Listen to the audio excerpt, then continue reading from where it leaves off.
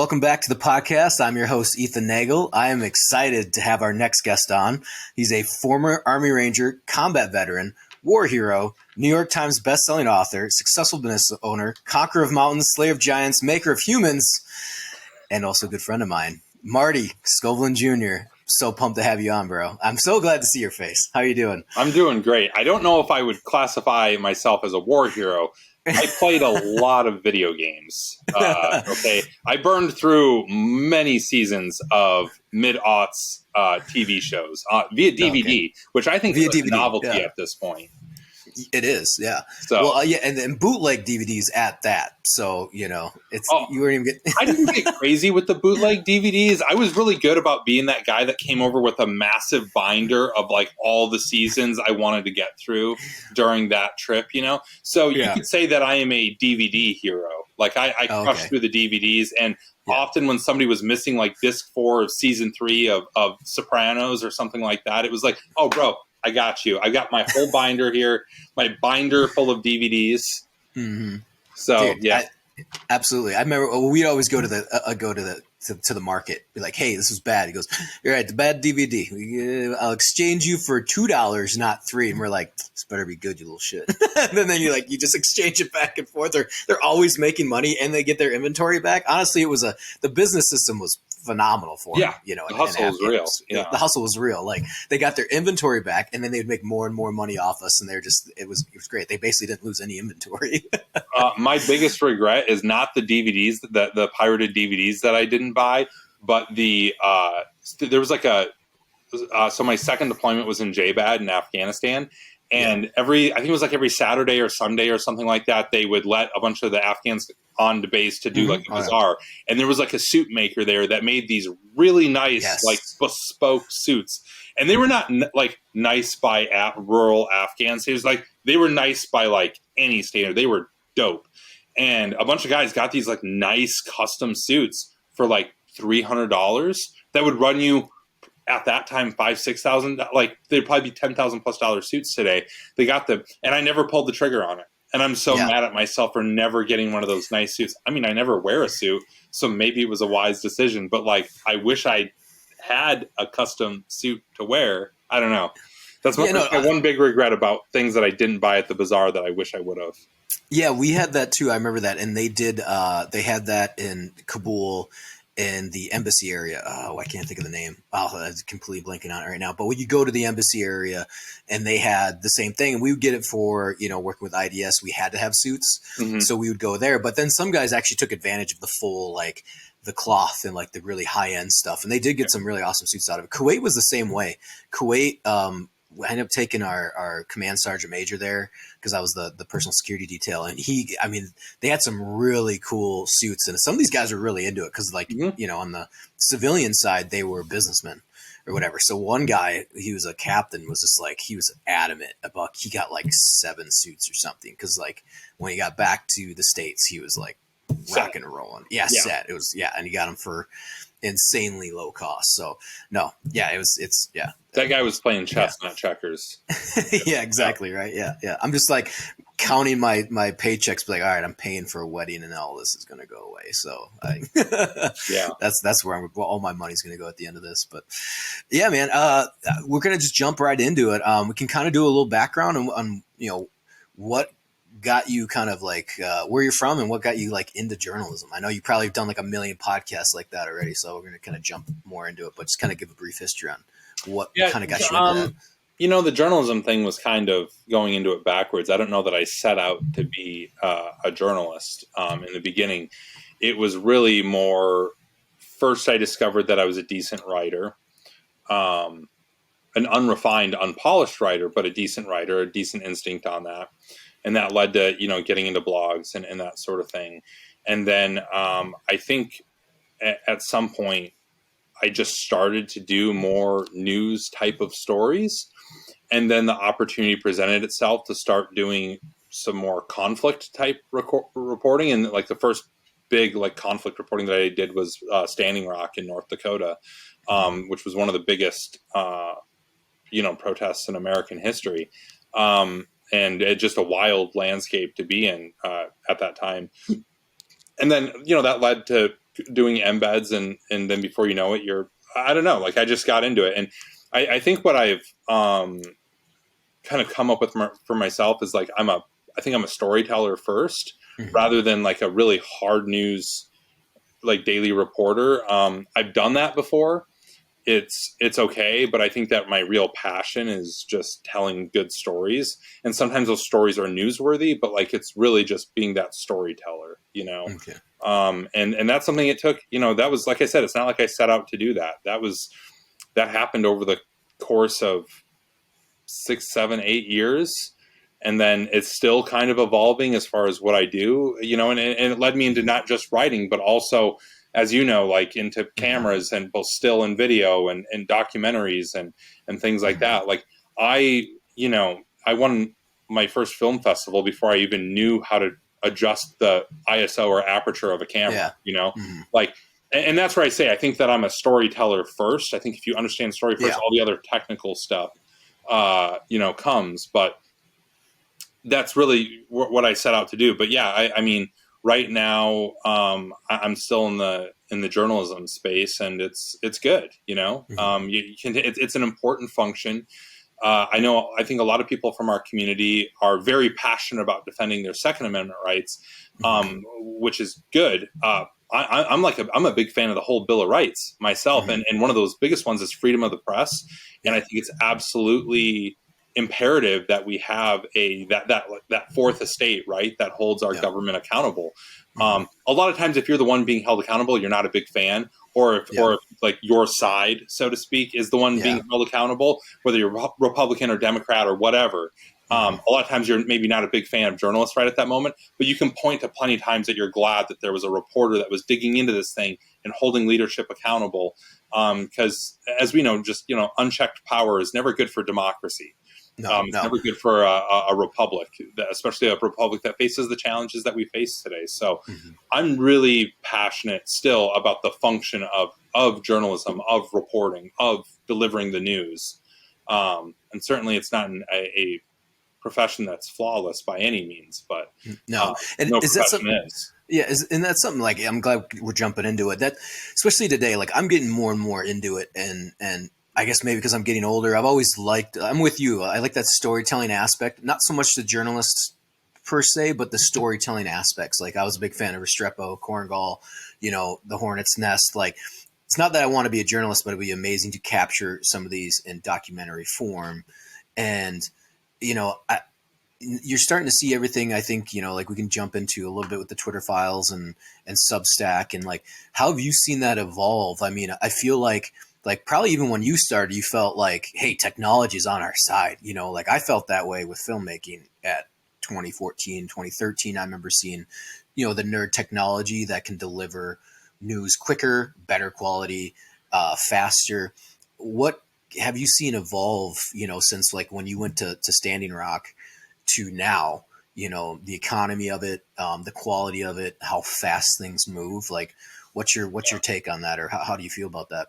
Yeah, I think that there's, I think certainly that technological advances have made doing the job easier. It's made the accessibility to the information faster. For example, like, going up to Standing Rock, the only people, I mean, it was difficult to, like, live stream things from there, you know, or do video live. I mean, it was in the middle of nowhere, you know. And the capability existed then, for sure. I mean, that wasn't that long ago. You know, there was a CNN truck out there with a satellite on it. Some people were able to live stream from their, they had a way to get their information out. But I think that has become more accessible now. Things like camera quality, I think, go a long way towards, like, now it's not just a grainy video on your phone. You're getting, like, high definition 4K in many cases. You know, it's like almost as if you were right there, you know? So I think a lot of that has changed, but, like, the actual trade and craft and art of reporting hasn't changed that much. I think that a lot of that is unchanged actually, but there's more things to worry about now. And I don't know if it's that they weren't always there, but just we're maybe more aware of it now, where you have nation states that are actively trying to insert disinformation. And even things like if you run a digital property and you're running, I mean, we ran into this at Coffee or Die where we were running a lot of stories on Ukraine and Russia was actively sending like doing bot attacks on our website. We got shut down a couple of different times. We're back up again, thanks to the incredible IT people that were working on it. But, there's a lot of things that go into that. And it's also protecting sources. When people come to you as whistleblowers or off the record, you have an obligation to protect them. And if you're communicating primarily over digital means, it's becoming more and more difficult to ensure their safety. So I think technology has made some things better. I think it's made some things more difficult. It's constantly evolving. But I think that reporter's instinct is largely the same. The good reporters are still good. The bad ones, there's always been bad ones. There's always been the person that's basically, just working at a what do they call a tabloid, right? There's always going to be like the tabloid reporters. Yeah. That was the same 50 years ago as it is today. Yeah. Right. Well, that's what it feels different with. I mean, I think I feel like journalism, so I'm glad I'm talking with you because journalism feels like it's taking like these big leaps and bounds forward with how people feel about it in the public eye, especially with the Twitter files, how recent that was, Matt Taibbi, Substack. And you are right. It's like, where's the quality of journalism? Where's the accountability? Like, where's the money being funded from? So you're seeing like, that's why I think journalism, and I agree with you, like there's such it's, let's say clusterfuck, but it kind of is because you see people taking advantage of that type of system, like I said, protecting your sources. But we've also seen that at the highest levels of Congress of what sources are fake, like not to go directly into politics, but that's journalism covers politics. Like you had Russiagate for 4 years. It was all fake. But at the same time, you have this is where I get into one of the challenges of reporting right now is the intentional disinformation where journalists are used. They think that they can trust a source. They get two people to back it up. Yeah. A lot of these things, this intentional disinformation, a lot of times you can only do so much as a reporter. I mean, once you meet that threshold of saying like, hey, I got multiple people saying this, I've got documents and stuff. Well, the problem you run into is if those documents were faked and the sources that you were talking to were all orchestrated to reach out to you. You know what I mean? Like you can do your absolute best.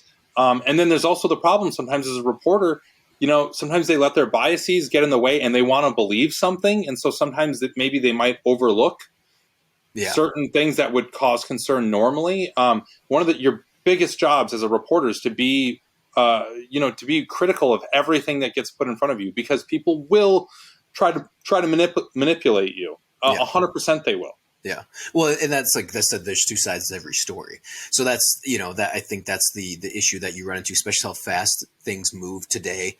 But you have like hope back in journalism again, too. Like when people are like, I never went on Twitter. But it's existed. I remember it being a big thing in the Arab Spring back in like 2011. Like, oh my God, this is really cool. Like, I never liked the format. It just wasn't for me. I'm on it now. I get it a little bit now, but I don't post. I don't do anything on it. But I just kind of check. But I remember it being very quick on information and getting information out there, and that did help with the Arab Spring. That does help with disseminating information across the world very quickly, especially when you're having protests or et cetera. But when Elon Musk bought it and everyone's like rolling their eyes, or now people are kind of like, oh, Twitter's whatever. It's like, well, this thing, it's still a very valuable tool.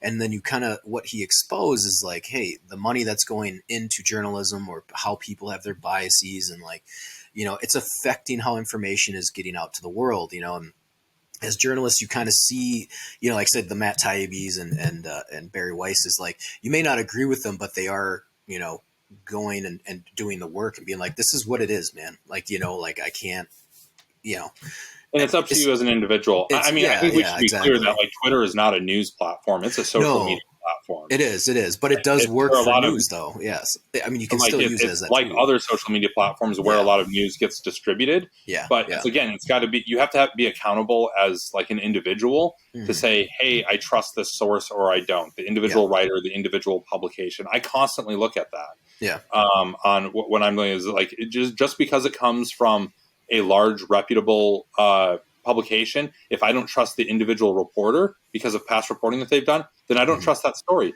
Same, the inverse works. Just because it's not a large reputable publication, but if that individual writer has done good work in the past and I trust them, okay. It really comes down to reputation. If you want to be informed, then you have to put effort into it.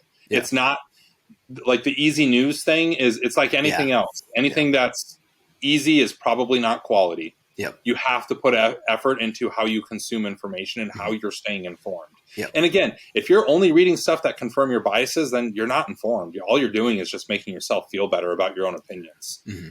Like I really pride myself on, I read a variety across the political spectrum of biases and all this. I read a variety of things, and somewhere after you triangulate all the different stories, you come up with, okay, I think this is what's going on.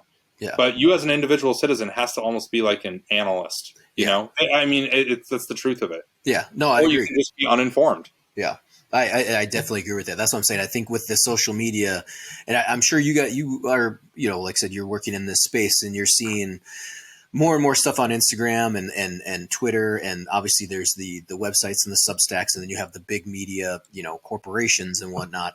And then cross-checking all those have been, pretty informative, even like in my life. Like I don't subscribe to the New York Times or this other stuff, but I do have multiple news webs or Instagrams that I love seeing the breaking news and being like, all right, cool. What's this guy saying over this? Like, and they're offhand, but they're doing the legwork, man. Like especially with the Ohio train crash. I think there's one I follow called Real News, No Bullshit.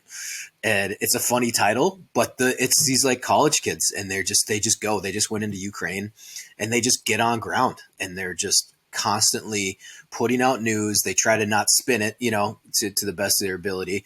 And then they just go and report on it. And they went straight to the Ohio train crash. I think there's like a few of them that run the account, and there's some other ones as well that I've reached out and contacted during the Afghan evac. They were just trying to get information out as fast as they could. And it kind of blew up a little bit, this journalistic space where I feel like the younger generation, they can just, you get out and you go, or even our generation, I guess you would say, you just get out and go do the story and then get it out on your platform, and you can kind of start getting that reputation, and people start to trust you and they start to follow you and they start to, then they will donate with you into your Substack or Patreon, And one thing that I would caution on that though is if you've got folks that are consistently beating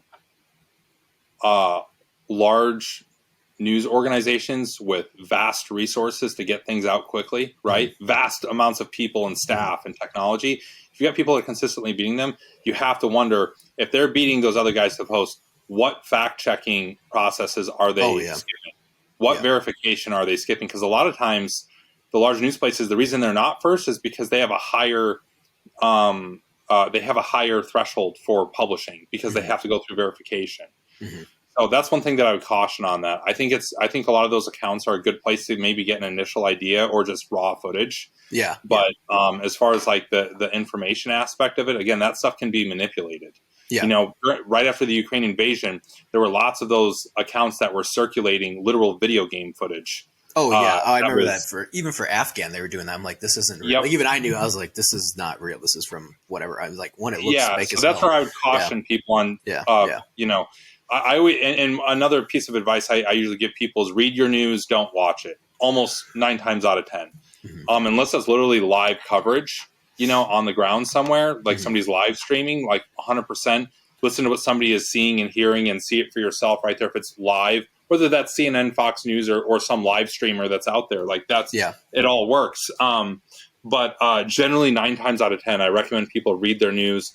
Don't watch it, because usually the stuff that you read is more highly vetted than the stuff that you watch. Like 9 times out of 10. But that takes more effort, and I know people don't want to do that. They'd rather just watch it as a reel. No, absolutely. And like I said, I think that's why I like Instagram a little bit more, because they do a 2, 3, 4, 5 paragraph write up. Now, I know it's not the extent of probably like what you're saying, but at the same time, like, you know, it's just nice to be like, oh, this is the breaking news. They're going here. They're grabbing this footage. And sometimes you don't even see that on the, you know, you kind of get that blip a little bit, but then some of these guys do dive in deeper. And it's just like, it's cool seeing where journalism is going, even if they are, like I said, a beat reporter, like they're just trying to get in doing, you know, that's why you follow multiple accounts. You don't follow the one, you know, there's, you know, and 100%. then, yeah. And so, you know, where do you see that kind of going? I mean, I feel like it's such a weird space, journalism, because everyone has their biases. You feel like social media is really pumping in, you know, like the I don't want to say division, but, you know, it's like some, you know, journalists are heroes here and then they're villains here. And you always see that going back and forth. But I feel like journalism is, you know, you're seeing kind of the big dogs, you know, go back and forth on how they feel about, you know, I don't want to say first, you know, freedom of speech or this or that, but, you know, they have to report to somebody. But at the same time, you see these kind of, you know, pirate radio types coming out, and obviously you got to, like I said, have multiple places where you get your information from. But at the same time, it feels like there's a renaissance at the same time as there's like this weird cloud over the big dogs. So. You don't think so? I don't think so, because really what happens with those is that one of two things happens. Either they eventually go out of business because the person that's really running it gets hired somewhere else for better money and blah, blah, blah. Or they end up going the route of like Vice, where they become really successful, but then like bigger money gets involved to expand, and they turn it into, now we're reviewing, you know, the 8-inch dildo versus the 10-inch dildo. That's like Vice News today. Yeah. You know, whereas it was 10 years ago, it was like this kind of pirate underground, like guys just rolling out to wherever. I remember. Like what you really see is mostly the legacy publications are the ones that endure at this point. And all the smaller guys, they either get bought up or they turn into something different, or somebody, you know, the business collapses because they don't know how to monetize it. That's the hard part about startup journalism space, is a lot of times it's very difficult to monetize news content. And we talked about this before too, a few months ago. I see it in the filmmaker space, and I think it's something relatively new, even like when we first started, or you're getting into journalism, I was getting back into filmmaking. The emergence of Substack, of Patreon, the monetization and making money, because that's always the hardest part. You are right. I mean, it's like you can journal all day long and do amazing things, but if you can't, films to film festivals all day long, spend your own money, go broke, and it doesn't get you. It doesn't make you any money. So I think obviously you got to monetize that, and that's the hard part as journalists or filmmakers. Like having that paycheck come in is great because then you can focus on the work.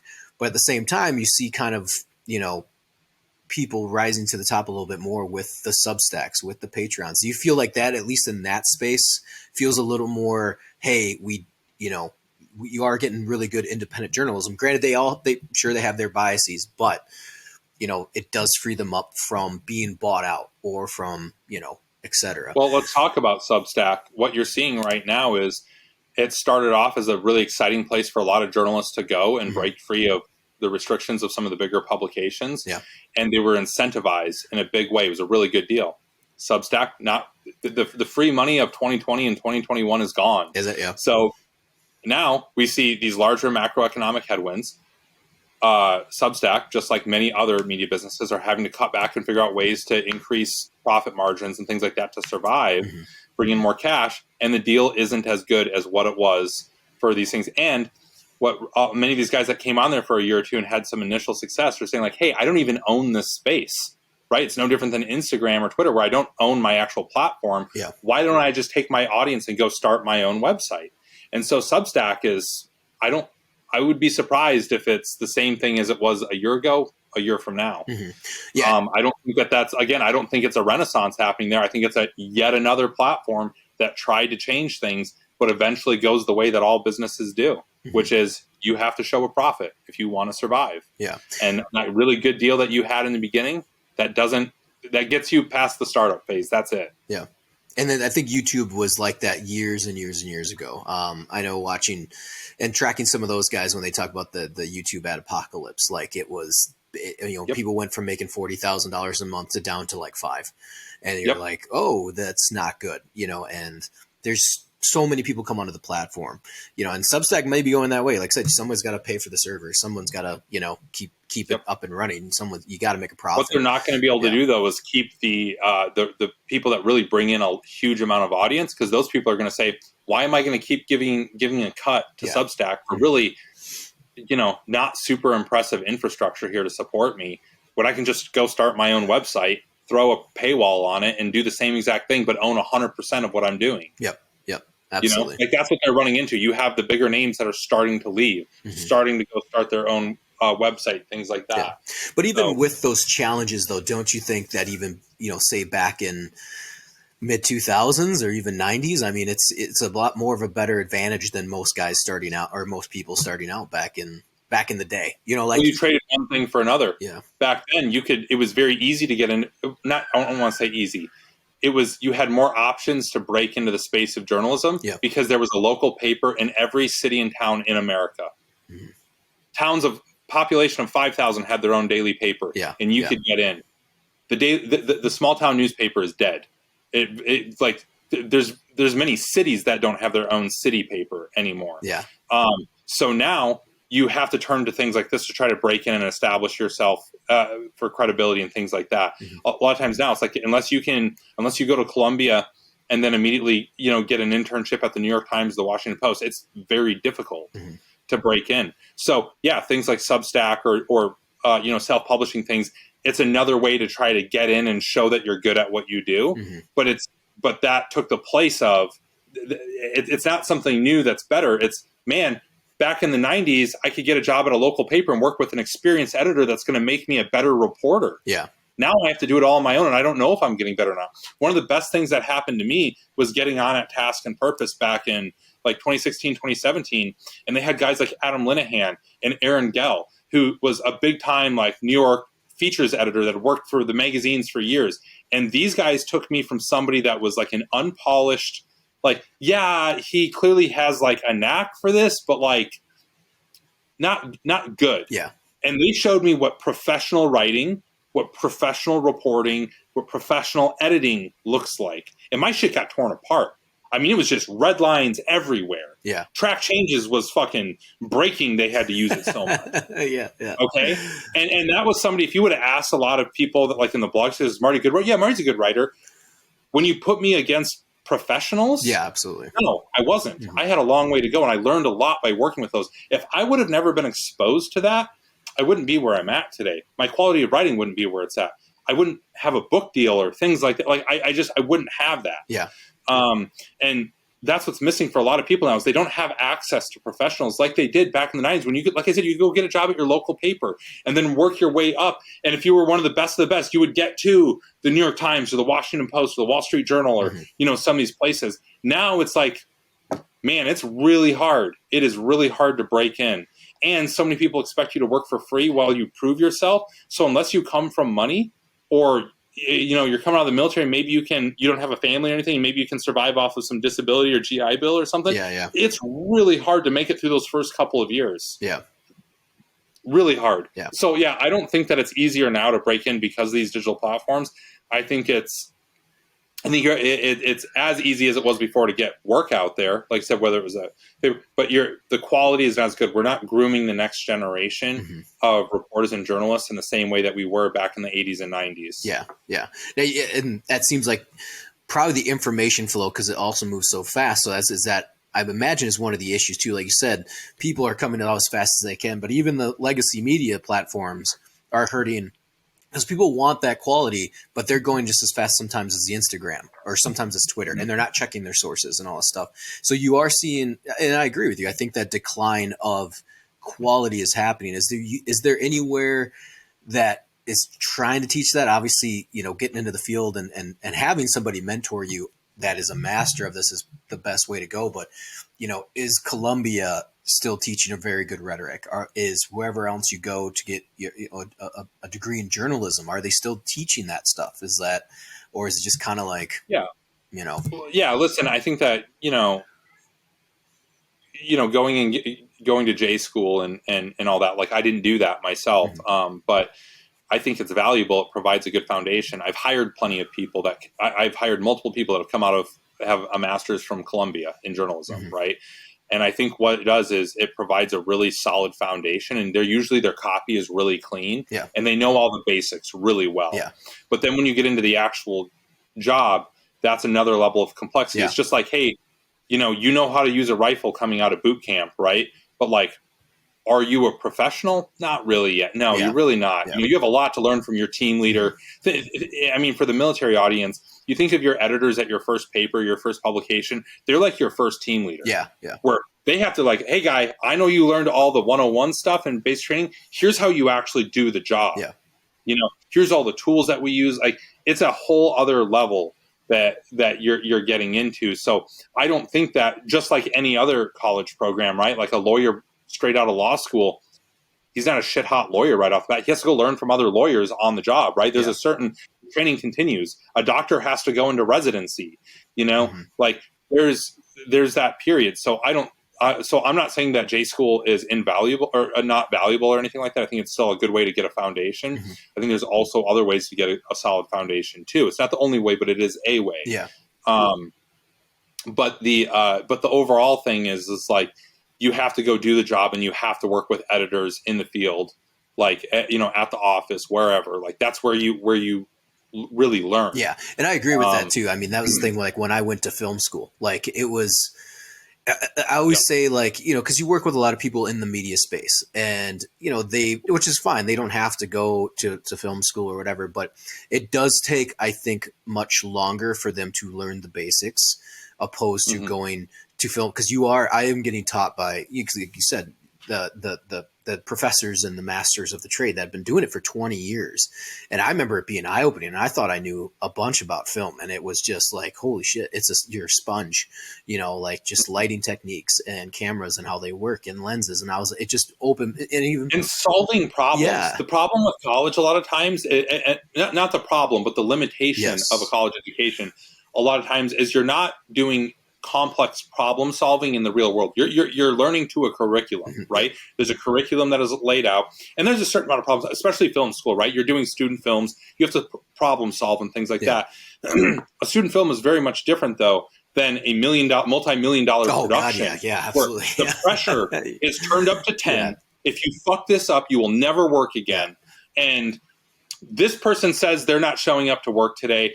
The union's striking, or there's a problem with the script. Like there are massive problems, and the pressure is turned up to 10. Same thing in journalism, where it's like, oh, we have a whistleblower that broke the law, but came to us. How do we handle this? Yeah. You're not dealing with that in college 9 times out of 10. No, yeah, you know what I mean? Like you're not like in college 9 times out of 10, you're not going to an actual conflict zone. Yeah. When we went over to Ukraine, right? Yeah. You know that. As soon as you cross that border from Poland into Ukraine, hey, 50-50 shot here that I get fucking accused of being a spy and I'm thrown in jail now because I'm walking around with a camera and a notepad. Yep, exactly. You know what I mean? Yeah, absolutely. Like the problem solving that you have to do when you're actually working in the field comes with experience. So like I said, I think that college education is good, especially for a lot of veterans who have, hey, you got a GI Bill, right? Like you can go to college for free. It's a great return on investment because your investment is literally just your time. That's it. You're not coming out of it with student debt. So it's a great way to go get that foundation, come out with, like I said, your copy is usually pretty clean. You're not going to drive an editor insane with, bad copy, that sort of thing. You have a lot to learn still. So that's a great investment there. But if you're like if you're somebody else, I would even look at too, a lot of times, journalism used to be a thing that you didn't go to school for. You used to like minor in it, but you would major. And a lot of journalists, it was a craft that you would come from some other profession into journalism. Oh, I didn't know that. Okay. So a lot of the people that worked at the Wall Street Journal were prior people that worked in finance that then went into journalism. You know what I mean? Things like that. Stars and Stripes, like the journalists that worked there, or the Military Times, they were in the military and then came to journalism. So you came from a different discipline, and then you would report on that discipline. So they had real world experience. They had context beyond that of a 22-year-old who has only ever known college. Yeah. And, hasn't had those real life experiences. That informs a lot. So that's one thing I encourage a lot of people to is, one, I think traveling, if you can, even if you have to do it on a shoestring, barely getting by, like travel, get world experience, get life experience, get context. I'm not saying you have to go do a Euro trip or something like that. Yeah. Travel around the United States. Yeah. And then on top of that too, I think it's very wise to major in something different in college, like whether it be economics or political science or finance or something like that and minor in journalism. Mm-hmm. Get the journalism 101 classes as your minor, but like don't spend your entire degree on it, because again, ultimately, I think that other information that's going to inform your knowledge of whatever beat you actually end up working on is really, really important. If you can learn a foreign language, holy shit, you're so hireable. Yeah. You're so hireable. Yeah. You know? Yeah. One of the things that I tried to do to distinguish myself is not only can I write, that's why I picked up learning a camera, because I was like, hey, you can send me on assignment somewhere and I will not only come back with a written report, but I also have stills to go with it and video that your editor can cut together into a thing. Like that, you have to make yourself marketable as soon as you're getting into it.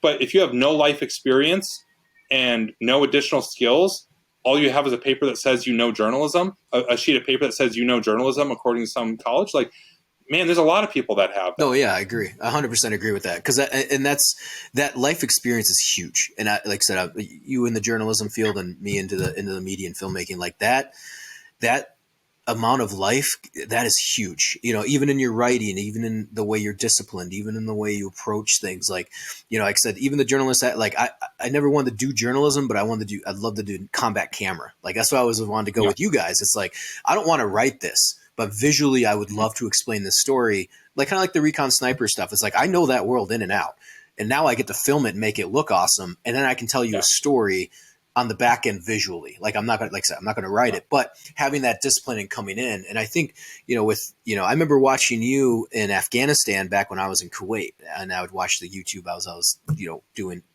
op boards for the personal security detail. And I was like, man, I would love to do that. You know, like go in and film and then come back out with a story of what's going on the ground in Afghanistan. I think it was 18 or 19. I think that you were there.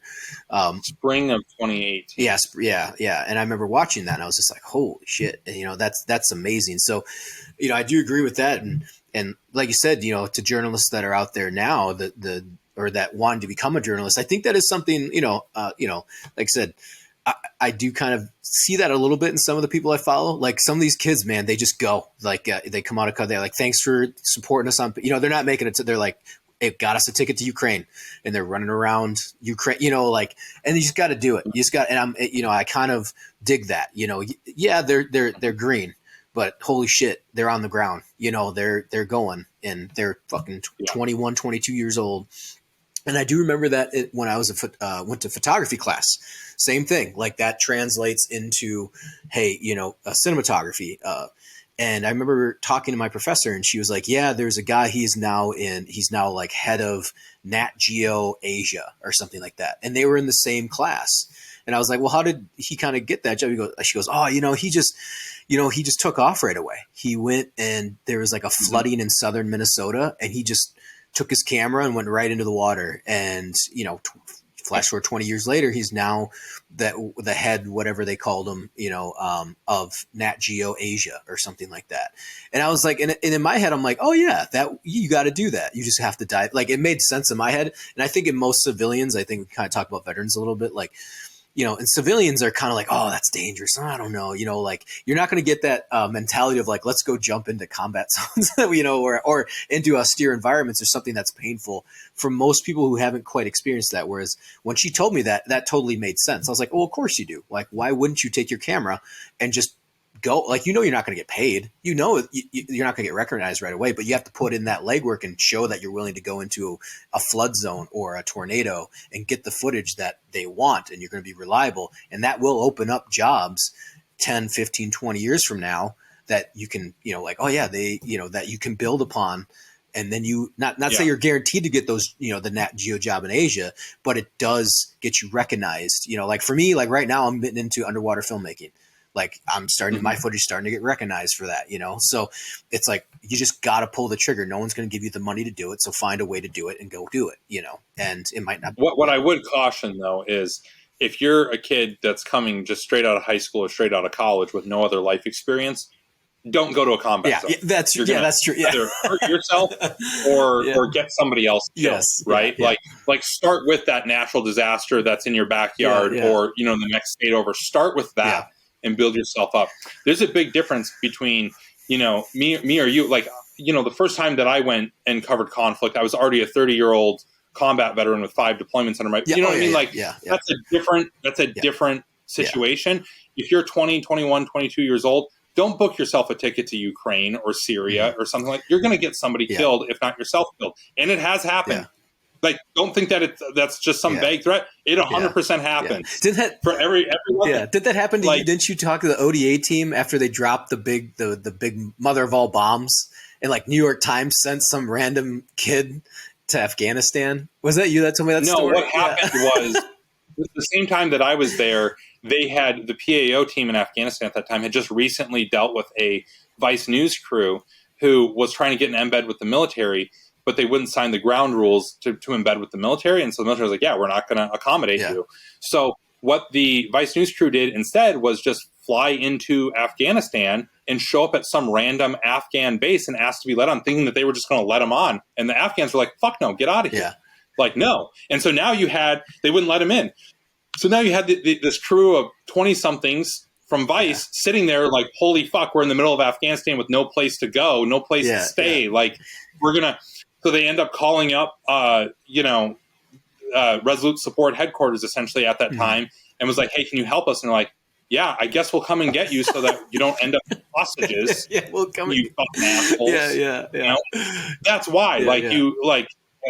So there's a certain, like I said, you need some life experience there. Like, certainly take risks, but start off with what makes sense of like, hey, if you're somebody that doesn't have military experience, also understand what your military experience was. Like, dude, if you're 22 years old and you've never deployed and all you ever did was like work in the S1 shop, like, probably also don't jump straight into conflict reporting. You know what I mean? Like, build your way up to that. Even me, I started with Standing Rock and then went to combat zone. I'd already been to combat as a soldier, but like, I didn't jump straight into this reporting because there's a different level of complexity that is up to that. And so what I want to caution people with is absolutely get out there and start making things. And that's the biggest excuse we hear from filmmakers a lot of times, right? It's like, oh, well, I don't have like a red. I don't have, they put all these conditions in place. Dude, just go make movies. Just go do it. Go make documentary. Use your phone. What people are looking for is your ability to tell a story and your knack for telling a story. Just go do it. And I would say writers, same thing. Writers write. Photographers take fucking photographs. Like, go do it. You don't need to jump straight into, I'm embedding with a third world militia in the middle of the DRC. You don't need to jump straight into that. You can build up to that. And also you want to, along the way, you're going to make connections. A lot of where these jobs come from is relationships. I know it's said all the time, but it really is. It really is. You're building relationships. Some of the first real reporters that I met and built relationships with were at Standing Rock because there was a bunch of Washington Post and New York Times and CNN reporters out there, and I'm right there with them. My first time to Afghanistan with Task and Purpose in 2017, I was bunking with a 20-year veteran reporter from the Wall Street Journal who'd been covering war for 20 years. Like, guy'd been all over the world. I learned so much. I still talk to him. Like, you have to, if you get out there and do it and make those connections, that's what's going to lead to also getting some of those jobs. That guy that you're talking about, he didn't start off being like, I'm going to go be the guy in charge of all of Asia for Nat Geo. He started making relationships and showing that he was good at what he was doing. And they said, okay, you're good at this. Let's try this. He was good at that. And then that's how you start. You don't jump straight into, just like in filmmaking, right? Unless you're, again, who there's exceptions out there, but generally you don't start off day one out of film school directing $100 million fucking studio film, right? You have to build up to it. I think that's something that too is like in the filmmaker aspect, we all have I do too, but I know that's a long, long journey. And it's always tough looking at, some people are like, well, Tarantino did this and this. I was like, look, man, like, it's still a lottery. It's still who you knew. It's still what hit at the right time. I was like, put him, like, there's a million Tarantinos right now. It's like, there's no, I was like, and not saying the 90s, it was very difficult to make a movie, but at the same time, it's not say easier, but there's times when there was a blank slate. Like you can't do, The Sixth Sense again. They tried doing it. Big Hollywood would always try to do it. And so and I agree with you. Yeah. You got to start and you got to make your way, and like, I'm sure, like I said, in journalism, it's the same way. It's just a long journey, and some people, nothing happens overnight. And then some people get their breaks 2, 3, 4 years in. And then some people it's 15, 20, or you just did the grind, like I know guys that are older. They're just like, they're fucking so good. They're talented, but But it's not like, they just, I don't know, but what is your break though? At what point, do you say, hey, I'm making a really good living at doing this? Yeah. I don't have a million Twitter followers, but I'm making good money. You know, one that the old axiom, overnight success is never overnight, but there's a lot of, you have to realize that although you might be shooting for the very tippy top to be an A-list actor, A-list director, or a, Pulitzer Prize winning reporter, whatever, you might be shooting for that, but you also have to recognize at a certain point, like, hey, if you're working in the field that you wanted to go into and you're making, you can buy groceries and pay your rent or whatever, dude, you made it. Win. Most people don't ever get there. I know, it's a win. Like, you made it. Yeah. All those actors in Hollywood that are working actors who you don't know their name, you might vaguely recognize them if you're really paying attention. Those working actors, dude, they made it. They're a working actor. They're a paid working actor. Yep. Same thing with those directors, even if they're doing commercials and stuff like that. Reporters, if you're at a paper and you're getting paid, or you're at a blog and you're getting paid, like, dude, you made it. I'm not saying don't continue to aspire for more and continue to work and try to make yourself better and try to get to the next level. But, like, you fucking made it. So many people never get past the threshold of paid, making the living at the thing that I want to do. Absolutely. And and that was the thing I loved about, again, kind of like the veteran mentality. Like, I like how you jumped in and I jumped into filmmaking, you jumped into journalism. That was one of the biggest things of having a professor in the industry, that especially in the Midwest industry of all places. Like, this isn't Hollywood, this isn't USC, this isn't New York, or some place where it's thriving and there's jobs everywhere. I remember telling us, there's never too late to go get your degree in nursing and accounting, because you're going to make money. And he said, half of you, I won't see you ever again. And he goes, you're not good enough for this, or you're just not going to last. And I remember, and that's probably generous. Oh, that was generous. Half is probably generous. And he was great, and he was awesome. And he goes, I'll never see you guys again, and that's okay.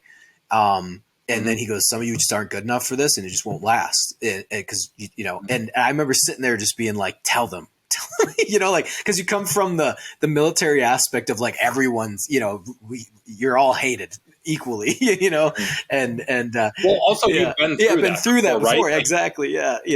Like, you've stood on those footprints. You went to Scout Sniper School and had that instructor say, not all of you are going to graduate because you're just not good enough. Yep. Like, going into the Ranger Regiment, you show up knowing, hey, most of these guys I'm standing next to are not going to be here at the end of this, like, and it's almost, I think that guys coming out of the military, it's almost invigorating to be told that, going into film school or journalism or something like that, where it's like, oh, I know how to play this game. I just got to outlast them. I got to outwork them, and I got to outlast them. Exactly. And that's like 98% of it. 100%. And I think if you got just an ounce of talent, that goes a long way. Yeah, absolutely. Absolutely. And like I said, I've seen kids that were super talented. You don't see them anymore, and then the kids that were less talented, but they just keep grinding. Like, you got that fire. And you're like, yep, I'll take him or I'll take her. Like, half the time you're not the best person. You're just the person that quit last.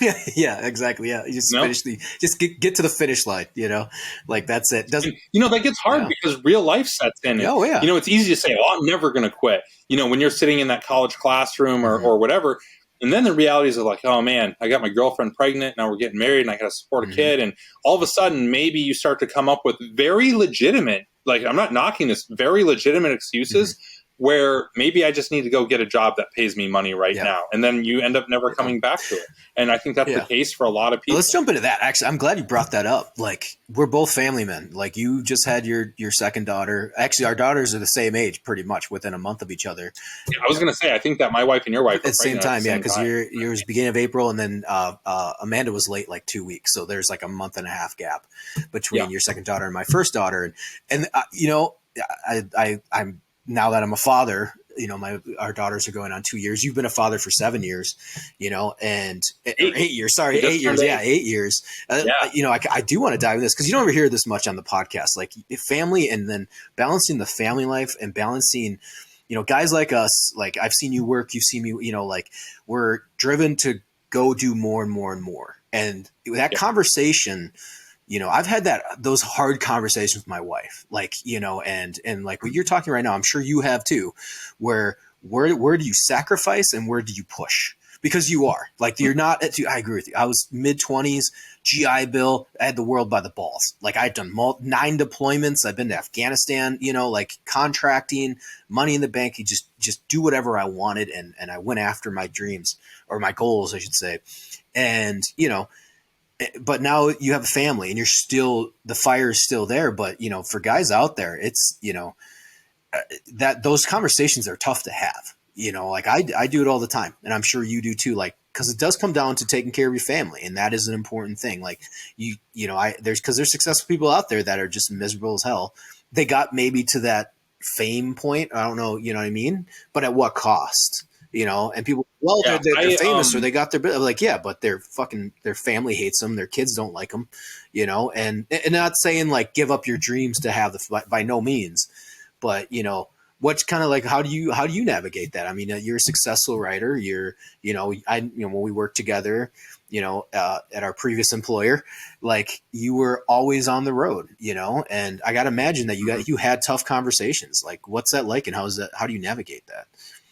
Well, I'm fortunate in a lot of ways. One, I know my personal line is I'm never going to sacrifice my family over my profession. Like I'm not going to be the guy that gets a divorce in order to continue his profession. Right. I'm fortunate that my wife has never put me in a position to have to make that decision either. So in my particular situation, I go back into, who you choose as a partner in life really does impact a lot of things. And so I met my wife right after my first deployment in 1st Ranger Battalion. And at that time, the cycle was you had a 6-month training cycle and about a 3.5 or 4 month deployment. And just on repeat, rinse and repeat. So every 6 months I was leaving one way or another. And then, of course, how training cycles go. It's not like you're home 100% of the time for a training cycle, So I met my wife right after my first deployment. We started dating and all that sort of stuff. And I think it was a pretty quick connection as far as like, I think we both felt, even at a young age, like, hey, this thing feels like it's got wheels, and I remember when it was like 3 months maybe into dating. And we kind of like had the talk about like, so like, what is it? Like, what is this? And I had to kind of give her the talk of like, so I know you just met me and you weren't here when I left the last time, but like, I'm, I leave every 6 months and I'm not like, I'm gone a lot, and I deploy all the time and it's not to safe places, that sort of thing. And I'll never forget this. We were sitting in her room talking, and she just like, without even hesitating, was like, well, I'd rather have you around some of the time than none of the time. Yeah. And I was like, oh, fucking put a ring on it. Yeah. So that was kind of the bedrock. And so she was with me through 4 out of my 5 deployments. I did 4 more deployments after that first one. She was with me through all of those. And I think that kind of set the tone for our marriage of like, we started our relationship with me leaving periodically. And like, that was what our relationship was built on. So now as I go into these things, of course, it's more complicated now that you have kids and things like that. Right.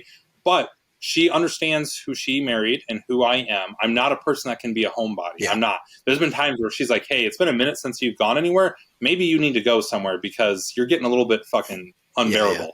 Like I'm that person that has to be, I'm still the same person that wanted to go be a ranger and go to like that mentality doesn't leave you. So a lot of that is, is having the right partner that understands that. Now, hard conversations still happen. It's a lot different saying, hey, honey, I'm going to go to H-Kaya during this pullout. We had that conversation. I almost got there. Having that conversation when she's pregnant and you've got a kid at home, or, hey, I'm going to Afghanistan. I'm going to Afghanistan again. I'm going like these things that are, and then even the stuff that's not dangerous, but just leaving like back to back to back to back. There was a clip there working on Coffee or Die where I was gone constantly, and it took her really understanding. Of course, there were times where she'd call me frustrated because the kids are driving her crazy. She's doing everything by herself. And, it was hard, but I think that I'm very lucky in that I chose a partner that knew what she was signing up for. And we discussed that on day one. You know what I mean? And so we both kind of knew what we were signing up for, but I try to hold up my end of the deal by making sure I balance things. And of course, like I said, with kids now, they need to be even more balanced. I can't do what I was doing 5 years ago anymore. I can't. I have to be around. I don't want to be an absent father, regardless of whether my wife would be okay with it or not. I don't want to be that, So it's difficult. What I will say is for people, getting into it is like, one, if you're starting off, if you've already got a spouse and kids, yeah, it's going to be more difficult. If you're a mother, like I frankly think it's more difficult for a mother to leave her kids than a father. I really do. I see how it impacts my wife if we go on a vacation without the kids. She's much more worried about the kids than I am. I'm like, they'll survive. I don't care. I mean, if they've got like 2 legs and 2 arms when we get back, great. Most of their fingers, most of their toes, bonus. Like I'm not worried about it. But so I think it's even more difficult in that respect. But if you're at a stage in your life where you don't have a spouse yet and kids, take advantage of that to go work as much as you possibly can. Go do all the things. Make as much progress as you can before you have to start making compromises. Very good compromises. I think compromises for your family and your kids are 100% worth it every single time. You're never going to regret spending time with your family or your kids. You're not. But before you have to start making those decisions, if you want to get into this, go do as much as you can. As much as you can. Like that's the way I feel about it. And I agree with you. I think I come from that camp. I didn't get married until way later. I was the opposite. In fact, I'm glad your marriage worked out because I was the opposite. I was like, no way. Yeah. No, I almost got married at 18. Thank God I didn't, and I saw the marriages falling apart. So when I was doing my multiple deployments as well, I did 3 while in the Marine Corps, and, pursuing all that without a girlfriend or without a wife was much more freeing. Was it frustrating? Yeah. I would love to have a girlfriend, here and there. But then I started contracting. Then it was almost like I agree with you. If you're single, go do it now. And I did. And I remember every single girlfriend I had, I was like, take it or leave it. I'm going out contracting. Take it or leave it. I'm doing this. Take it or leave it. I'm doing this. Because there's no commitment. And then sometimes they're like, yes. Sometimes they're like, oh, I don't know, like this. I was like, well, that's it. Yeah. But when I started getting older and I finished film school, I did everything. It was like, get it all in, even though it wasn't filmmaking. It was like, almost like not getting it out of my system, but it was gaining that life experience and being like, okay, now I'm ready to settle down. Now I'm ready to pursue fully the filmmaking, met my wife and then just started the grind of that. But I met my wife much older and she did do a Kuwait deployment with me. Obviously it wasn't as, dangerous or anything as the previous ones, but it was still annoying because it was a 9.5 deployment where we're gone from each other. So that did at least help a little bit with my schedule being gone here and there. And she has something to fall back on, be like, hey, a tolerance of it, be like, hey, I am leaving for a week or 2. That does suck. How are we going to work that out? How's, make that work, and communication's always huge, checking in. And I agree with you. I think, choosing your spouse, like you guys found that early, which is great, but that is a real thing. I tell guys that's not just in our careers or if, like guys like us pursuing, always pushing to the next thing or pushing the limit. I think that's marriage in general. Like you really got to think about how this person's going to react, how this person's going to be under pressure. How are they going to handle this? I've seen it far too many times. I'm sure you have too. You're like, wow, this is great. They get married and the whole thing falls apart. It's a disaster, and they have kids and they're gone or, she's just nuts or he's nuts. And it's just, they're flying by the seat of their pants and then they're just like, oh, this is so great. Let's get married. And then it ends up being horrific. So I think, for people out there, even if they are, young, starting, think about that relationship you're in. You don't have to jump into it right away. Go through some of the trials and tribulations before you do. I mean, how many deployments did you do before you guys were married? Was it like 1 or 2 or 4? Yes. So we got married in between my 4th. Exactly. So like, it's like, the op tempo, what you're getting into. I think that's really hard. Yep. When you're 18 or 19, like I said, I know you've seen it. I saw it. Guys got married at 18 before our first deployment. They were divorced within 2 years. And if they lasted, they eventually got divorced because they wanted to go contract and make money. But it doesn't matter if you're pulling in $15K a year. Like it's just the relationship is falling apart. I think that is a very big thing with marriages and the fields that we're in. You have to I don't want to say pick your spouse wisely, but it is, you do have to kind of consider that. Like, are they going to be, this isn't a normal life, and my wife we have those hard conversations. This is not a normal life. I don't, And it's nothing against somebody if they don't want to sign up for a marriage where they are going to be a single parent a lot of the time. Yeah. That's a completely understandable position to have, I think but you have to have, like, if there's any marriage advice I could give anybody, it's like, man, make sure you have really frank, really honest conversations about your expectations, really early, early, long before you put a ring on, like that's a must. And I think that's, my wife and I, we've been married for, coming up on 14 years, together for 16, coming up on 17 years. And I feel like I have a little bit of agency to speak on that topic. And I think the reason we've been able to make that work, despite me doing the things that I've done for so long, and all of that is, we had some really frank, honest conversations really early on. And I think we both kind of knew what we were getting into. Now, my wife has admitted that she thought that I would eventually give up the whole going to war thing. Yeah. I don't think you do. She thought I would outgrow that, but I don't think you do, man. Like, I was on a podcast with Tyler, and that was kind of the first time I admitted it. It's like, it's just, and I've talked to my wife. I think she's kind of realized it. I'm sure you do too, man. Like, it's just always a part of you. I'm not going to lie. Entering Ukraine from Poland, like that, I just, like, I felt, and I know guys around me that kind of feel the same way. It's like, you just feel comfortable. Like, I feel back at home. Like, I was on it. I was sharp.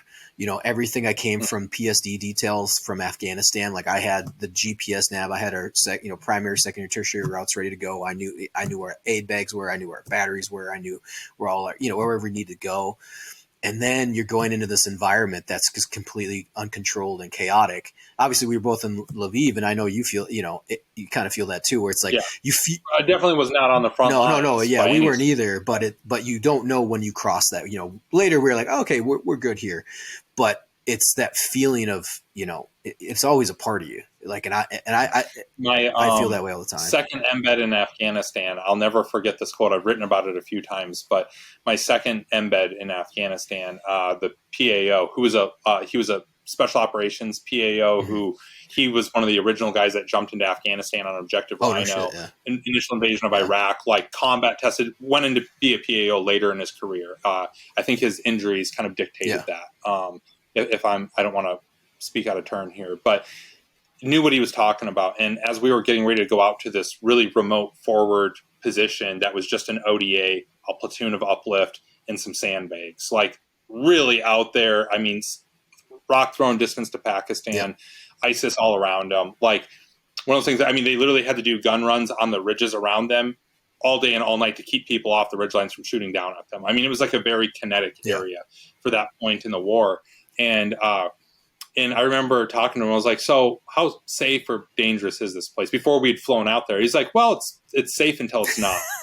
And that has stuck with me, because like Lviv was like that, where it's like, well, it's safe until it's not. Until that Russian cruise missile, until a fucking rocket lands in the middle. You know what I mean? Exactly. Like, and while we were there, the airport got hit. That barracks just west of Lviv got wiped out, and we went to the funeral for all those guys that were killed there, and air raid sirens all day, all night. Like, it was, and then you're dealing with the threat of just being fucking kidnapped in that, or being accused of being a spy. I mean, we got stopped and asked for our documents by the secret police multiple times. It was one of those things where it was like, it's safe until it's not. Yeah, we can go hang out at a coffee shop and have a good time. We went, you, me, and my brother Josh had a nice dinner that one night. Like, it's fine. It's great. You're not being actively shot at. It's safe until it's not. And I think having that presence of mind of knowing, like, hey, don't let your guard down at any time, because you don't know when that switches. Exactly. Yeah. You have to be ready. And I think that's the thing, is like, you know how to handle yourself in those situations. And so when people ask you to go, it feels like, especially as we get older, there's fewer and fewer of those people that exist because they don't have that experience. So when I still run in some of these circles, like with aerial recovery, or, some of the, not secret squirrel stuff, but kind of that, contractor, 1 foot in, 1 foot out type, like, people that can handle their shit and the people that don't, and then years later now there's like a group of guys that's like a circle of like, yep, we'll take you in. Like, and then we're all in our like 30s, mid 30s, 40s, and it's tough. I feel kind of, I don't want to say bad, but I do feel bad for some of the younger generation because, dude, I was 23 coming out, and I'm working on a CIA contract, and I'm back in Afghanistan. Now I'm on Department of State whips. Now the amount of experience that we got was unparalleled.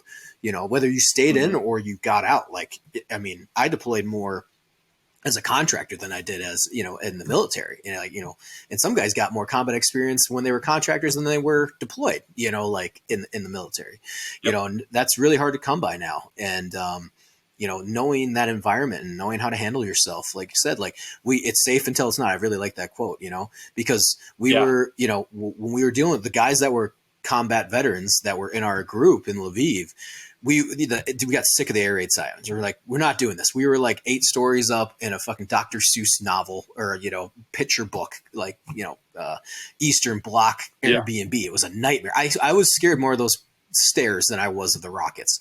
And I was like, I'm not going down these stairs unless I have to. We all agreed. And it was the civilians that were with us were pretty shook. And we were like, look, you're going to be fine. We're not going to go down to the bunkers until the building shakes. Everybody cool with that? And they were like, yeah, I guess. Yeah, we're okay with that. I was like, all right, everybody sleep. Like, just ignore the sirens until the building shakes, and then we'll boogie on out of here. Die. So, but that's what I mean, though, and I agree. I think that's always a part of us. And I think that discipline does help, because I never thought I'd be doing this stuff as a filmmaker, like, going over, or even, well, that was more volunteer in Ukraine, but even like helping you with the recon sniper course. It's like, there's opportunities that you take that aren't big film sets, that aren't just commercial work or whatever, like being able to go into different areas, but being able to handle yourself. No, even if it's just going in 100. That was wild at that recon sniper course, where when we realized that you were the most combat tested scout sniper present. Yeah, I was just the camera guy. I was like, I'm just here filming you guys, get some good footage. Yeah. Like, that was fucking wild. And you realize, like, man, none of the instructors have been to like combat yet. Yeah, there was like the only other guy that had been there that was active duty was Gunny Simmons. Yeah, right? he had a Navy Cross, I believe. That guy's like a real war hero, like an actual. But we were the same generation, though. He wasn't a part of the cadre. He was just there to like. He would pop. And that's what made me feel a little old, because I was like, he's a Gunny.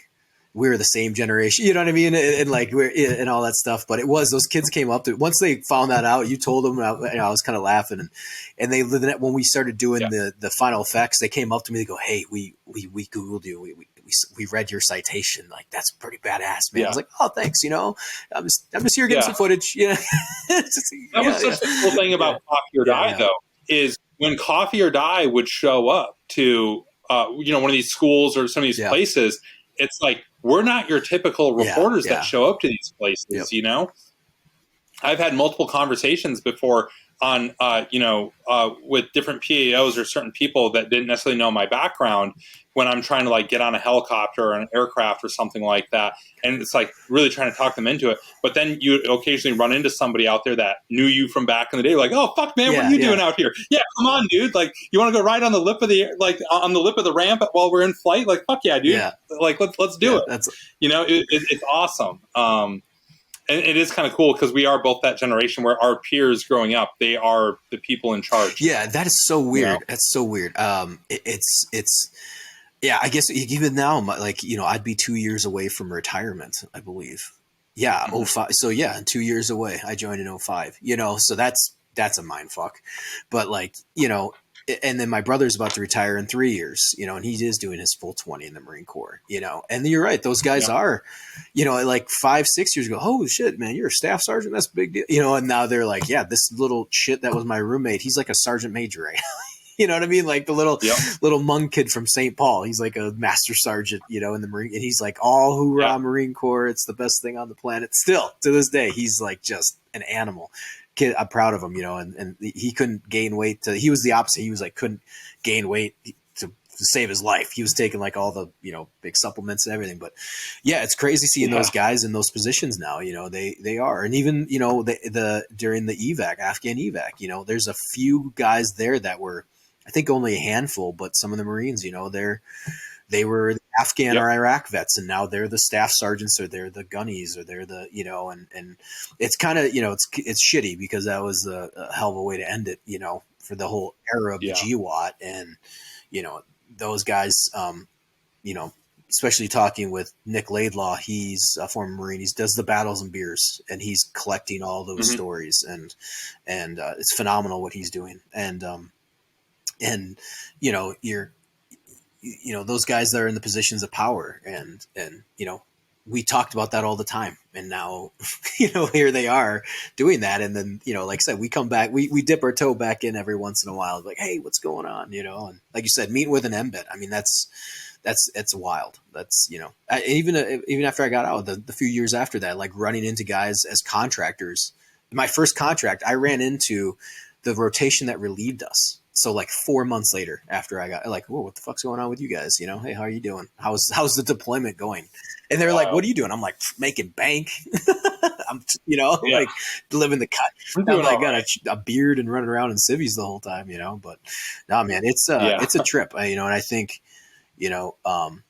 it's crazy to see kind of how things are moving and shifting in the military. I mean, obviously we're veterans. It's a big part of us, and then moving on with our professions later on, it definitely has affected how we've approached things, and seeing how things are evolving. And I imagine you as a journalist, like, it's just right now, it's like, just machine gunning with everything that's going on. I can't, Ukraine, we went into, who the fuck thought we were going to go into Ukraine, and it's like, Bill, or the HQ, who thought that the HQ evac would have been like that? Ukraine, Taiwan's on the table, things are destabilizing, like, and not to be a weird doom and gloom, but I think the information is moving so quickly, and people can kind of keep up with that. And you are kind of seeing, like, hey, there's consequence to the actions here. I feel like maybe, I don't know, with social media, things move so quickly, but it also feels like it's actually legitimately moving that quickly. I don't know how it was with that. I think it always has. It's just we're more aware of it. Yeah. Because of social media, because of the internet, like, we're the 24-hour news cycle, we're more aware of it. There's always been low intensity conflicts, the next war brewing. True. That's always been the case. I think just the average citizen is much more aware of it now. Yeah. And that's something talking with Nick Laidlaw about. He was like, because he's getting stories from Russians from Grozny and Chechnya and the Bush War in Africa, and you're like, you think about it. And I had an intelligence degree, intelligence studies, and when you start reading history, you're like, there's wars going on. There's always a conflict somewhere at some time happening, and you're right. It was a lot easier to have a secret war. Yeah. Pre-internet. Yeah, exactly. Like, even in the intelligence history, you talk about like Operation PB Success with Guatemala, like us overthrowing the government in Guatemala under Eisenhower. Yep. Like, no one talks about that. You know what I mean? And like, or everyone remembers Bay of Pigs, but Grenada, Panama. Like, no one talks about that. But they were big operations that we're involved with for short periods of time. Yep. But you start diving down into the history of Central America. I mean, now imagine, Soviet-Afghan War. Not a lot of people knew about that. Now people have written more and more about it. But I remember reading books on the guys that went in in 01. They were like grabbing Nat Geo documentary tapes in like magazines, because they didn't know what the fuck's going on in Afghanistan. They didn't know anything about it. Like, they weren't prepared for that war, or just, intelligence cycle wise, like, it was new. And even though they had a war from in the 80s, and and then obviously the Taliban in the 90s. So I feel like that things move quicker, or at least we're more aware of it. I mean, do you think that's a good thing, a healthier thing, for people knowing that amount of information, like fire hosing it, just to be aware? That's the $1 million question. I don't know. I go back and forth on this. I mean, on its face, your gut reaction wants to be like, yeah, a more informed public is 100% better. But man, I think it's really fucking a lot of people up. And I think that there is also truth to ignorance is bliss. There's gotta be an in-between. I think, I don't know what it is. I don't know where that line is, but I think just the constant, like, everything is an emergency all the time. Like, I don't think that's good for us. Also being uninformed and letting the powers that be kind of run unchecked, I don't think that's good either. So it's like, I think that there's got to be like a balance, and I don't know what that balance is. Frankly, it's a question that I debate internally a lot. Nice. Well, shit, that's a great way to end it. Yeah. Well, it was awesome having you, man. I love talking with you. Obviously, miss your face. Wish you could be here. I even shaved up for you a little today, like a little making sure looking. I went clean. Yeah. Shaven. I got a little 5 o'clock shadow right now, but I'm going clean shaven. Oh, nice. Just gonna get rid of it, just like or just for the summer. I'll bring the beard back in like October. Nice. Get your warmth back. So where can people find you at? Instagram handle, Twitter handle, any websites, stuff like that? Yeah, I'm on all the social media platforms, but the only one that I regularly engage with is Instagram. So it's just my name, Marty Skovlund Jr. I don't know, I've got a book coming up about the life of Shannon Kent. It'll be called Send Me. That's coming up here pretty soon. So definitely keep an eye out for that. It's a story of an incredible woman that I wrote with her husband, Joe Kent, who is also a legend in the special operations and intelligence community. That's a big one coming up. And outside of that, I'm just gonna keep on keeping on. Awesome. Sounds great. Well, thanks for coming on, bro.